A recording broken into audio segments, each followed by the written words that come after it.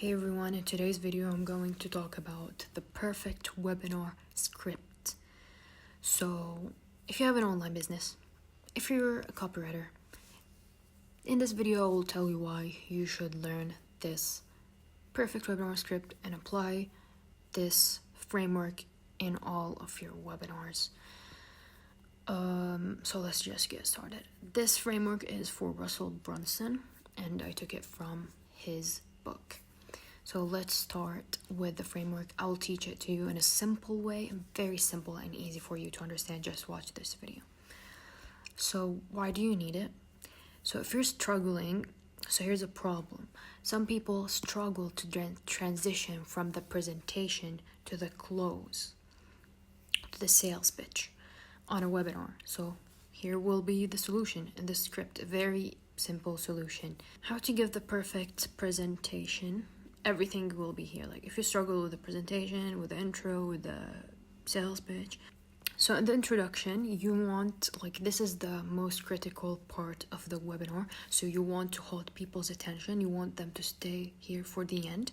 So here are some tips that can help you to grab their attention and let people stay until the end of the webinar. So you want to give a strong hook for people to stay and grab their attention and grab their attention for until the end. So the big promise. First, the big promise that got the participants to sign in. So you want to start with talking about their desire, like what made them get in the webinar. It depends on your target audience. Everything depends on your research and your knowledge of your target audience. So you want there is a big promise. You told them, I'll share with you the secret to closing number of clients or generating number of money or calls or increasing your traffic or whatever thing you are promising them. So start with that to grab their attention, because that's the thing they want from you. They're not here just to listen to you talking, So, and then you want to give a hook to the end. So that's what will make them stick to the end. So you want to give them a reason to stick around. You want to give free giveaways or a funny reason to for them to stay for the end. You want to be creative with it. I know some people, for example, Cardinal Mason, he tells people until the end of the call, if you stick to the end, I will be giving away $500 to 5 people who stick to the end, or $300, or I don't exactly remember what it was. Okay, then after that, after you made them stick to the end, command their attention. We're in era, especially on the internet, there are a lot of distractions. They have tabs open. They might get notification and get distracted and just leave your webinar. So you want to get them to turn off their phones. Just tell them turn off your phone and focus with me. Tell them to grab a pen and paper. And that's how you tell them. It's better to tell them so you can get more people to stick around. Then qualify yourself, because you want to tell them why you're qualified to teach them this. Why should they trust you?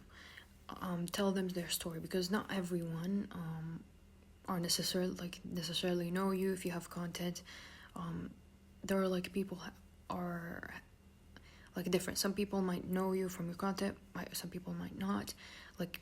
You will anyways have to explain why you're qualified to teach them. Then future biz. What is future biz? Let them picture what their life could look like after they implement your opportunity, or once they learn what you're about to reveal, which is your opportunity, your offer, your opportunity, your vehicle, the concept you're sharing with them. Be descriptive and appeal to their senses and emotions. You can provide pictures of you, the things they want to achieve. For example, if you're a fitness coach, show them images of shredded abs and six packs and stuff. And then let's go to, like, after the introduction, you want to go to the presentation, which is the content of the webinar. So in this part, you want to deliver on the big promise. You want to focus on breaking the false beliefs of the people around the topic you're talking about, so they will be willing to let you help them solve the problem. And in this part, you won't be focusing on the how, you want to be focusing on the what. What is the what? Which is like your unique system, process, framework. Like, you want to focus on the what, okay? So first, the one thing, your vehicle. The vehicle. The whole webinar presentation will revolve around one thing you want them to understand. The one thing you want them to believe is, like, what's the one thing you want them to believe, and what is your vehicle. So for Russell Brunson, for example, the one thing is funnels. And what he wants his prospects to believe is funnels are the number one way to grow their company. So the way you want to tell them that is by sharing your personal origin story on, like, how you discovered that this vehicle is the way to achieving their desires. Okay, so Russell Brunson headline for a webinar. Okay, I took this out of the book. Let's see. How to add high ticket sales to your sales funnel instantly without you personally talking to anyone on the phone ever. So this is kind of like challenging their beliefs, because most people, or like the people he's targeting, don't believe that they can close high ticket sales without without like selling on the phone. So the 3 secrets. You want to focus on 3 secrets, 3 beliefs, 3 types of beliefs. You want to break and rebuild 3 types of beliefs. Let me show you what they are. You need to look at what is holding them back from buying. They usually have 1 or more false beliefs about the 3 things below. The vehicle, which is your vehicle, like your method, the thing you're presenting them. Internal beliefs is like their beliefs about themselves that are preventing them from believing that they can achieve the results. Like, for example, they say that I don't have the time, or like why they can't achieve it in general. And external beliefs, false beliefs about things outside of their control.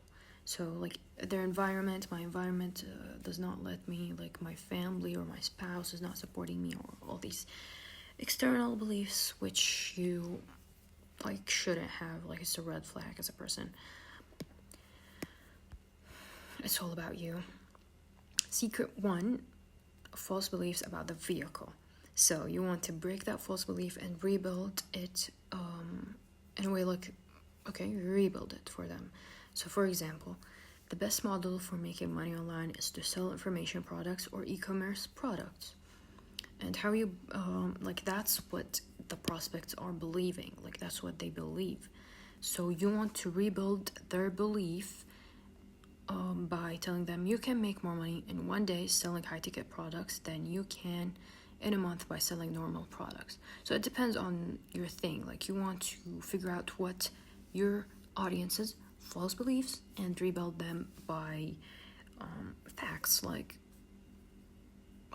about your product. You want them like to believe that it's not true, and I can't prove it because I do it myself and I teach people to do it, or like my product makes this possible. It's not impossible. Secret 2, false internal beliefs. So break false internal beliefs and rebuild them. It's all the same. So internal beliefs is like, to sell high ticket products, I have to sell on the phone. You want to rebuild this new belief because it's false. You tell them you don't have to sell on the phone. You can do it by creating a mini call center, and I can teach you how. Secret 3, false external beliefs. External beliefs now. Break false beliefs. It probably costs a fortune to drive enough traffic to make this work. So money is also an external thing, external beliefs, and you rebuild it by telling them, no, it does not cost that much. It's only about getting 100 clicks a day. For each of these 3 secrets, use stories to break and rebuild their false belief patterns. So yeah, like to rebuild and to break and rebuild their beliefs, you want them to give them like real life examples, real life stories, either for you personally or for the people you helped. The stack and close, okay.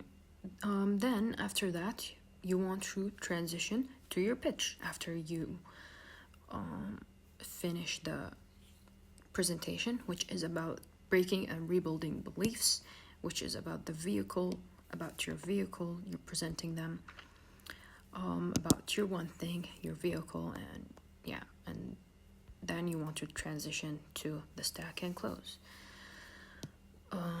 Let me ask you a question. The hardest part of selling on a webinar is transitioning from the presentation into the close. So how do you transition? How do you smoothly and confidently transition from the presentation into the close? How Russell does it is, the best way I found to transition is simply by asking, let me ask you a question, and then ask them, is it okay with you if I spend 10 minutes going over a very special offer I created to help you implement my vehicle or the solution here? That way you feel confident because it's a moral obligation to show them that you can help them achieve the results. So you're helping them, you're showing them how you can help them by your product or service. Then move to the stack. So this is a buyer psychology principle by Armand Morin. So you need to know this. Most people present their offer by, like, for example, talking about their core offer and then talking about bonuses.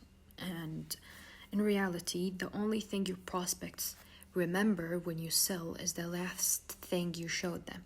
So they will look at your bonus and compare it to the full price for the full offer. So look, most sales presentations focus on the core offer, then a list of bonuses. When you show the parts of the offer individually, the prospect doesn't remember anything they can get. They can only consciously remember the last item you showed them. So they will compare, so they will look at the value of the bonus versus the price you ask for the entire offer. And if they felt it's not worth that price, they won't buy. Okay? And yeah, so how do you do it the right way? How do you present it in a way that seems more valuable to the prospect and make it an irresistible offer? This is a way, the Alex Hormozi way, offer stacking. So Armand builds a presentation slide called Stack Slide in the presentation. So that slide has everything including the offer presented in a long bulleted list. He introduces the first bullet point, talk about it, then introduces the second one and talks about it. So I will show you an example of this after I finish, so you can see how it looks like. Keep doing this through the entire process. So you introduce each bullet and talk about it, and then when you get to the last part of the offer, show the final stack slide with everything listed and recap each item on that slide. Okay, so you want all the offers stacked. You want all the bullets stacked on one slide with the value of each bullet. Then he introduces the price. So after doing that, okay, let me show you how it looks like.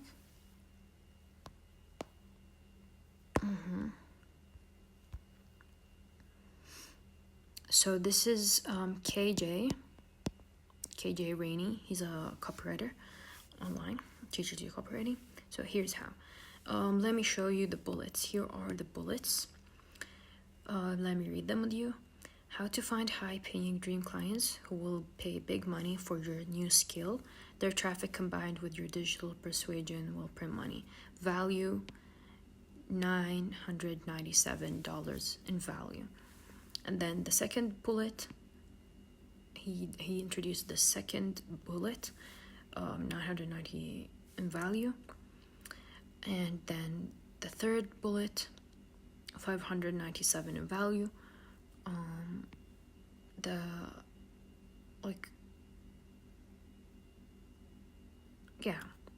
That's how he creates a value stack. And then in the end, and here's another one. And then he provides total value. You, for example, say these are $11,000 in total. All the bullets are $11,000 in total, for example, or how much they are really valued. You don't want to make fake claims. But it's not the real price. You want it 10 times higher than the real price, so the prospects really know the value of your offer, and it makes it irresistible, especially when you reveal the real price, which will be much time lower, so it will make it irresistible for them and they will surely buy. So then introduce the price. Now prospects will associate the price with the full offer, not just the last thing you mentioned. You want to show the total value of everything the buyers are going to receive, even if it's not what the buyers will actually pay. You want to use if-all statements. To anchor the offer and help buyers justify the price, and help them remember they're moving toward pleasure and away from pain, and your product will help them achieve that. So I'm not going to charge you $11,000 that this offer is worth, but I have a question for you. Let's say we did charge you the full $11,000. Would it be worth it toward pleasure? If all this, here's the if-all questions. If all this did was give you the house of your dreams, would it be worth it? And away from pain. If all this did let you fire your boss, would it be worth it? Try to get them to say yes 3 to 5 times before presenting your offer, or asking before moving to the price drop. So now you reveal the real price after the offer stack and if all questions.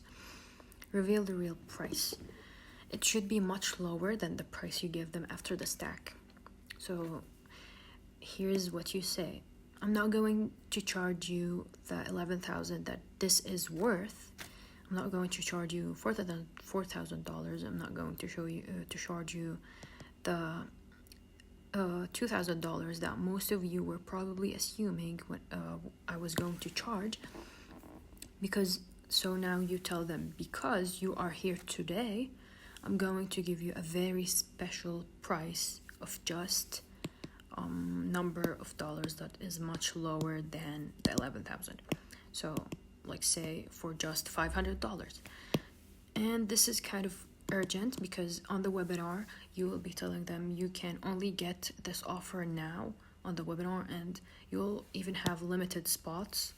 People will say show people how many spots are left, and whenever a person purchases, the number goes down, and the more the number goes down, the faster people will start buying, because it's urgent and it's scarcity. People want to buy. They don't want to lose this opportunity, especially if they see if this product is worth $11,000 and they're losing the chance to get it in $500 only. So you say 10 spots left, and people start buying faster because you don't want they're seeing that the spots are going down. Then give them a CTA. That's in the end, you will give them a CTA, a call to action. Tell them how to purchase it, tell them what to do next. Clicking on the link in the comment section, calling me, filling out the questionnaire, or running to the back of the room if it's a real event. Yeah, that's it. That was the webinar script. I hope it helped you improve your understanding of how you can do a very great webinar. And yeah, that's it for today. I'll be sharing more insights on how you can build the perfect, like, $1 billion online business. And yeah, so don't forget to subscribe if you learned anything valuable. Subscribe to my channel, like this video. So yeah.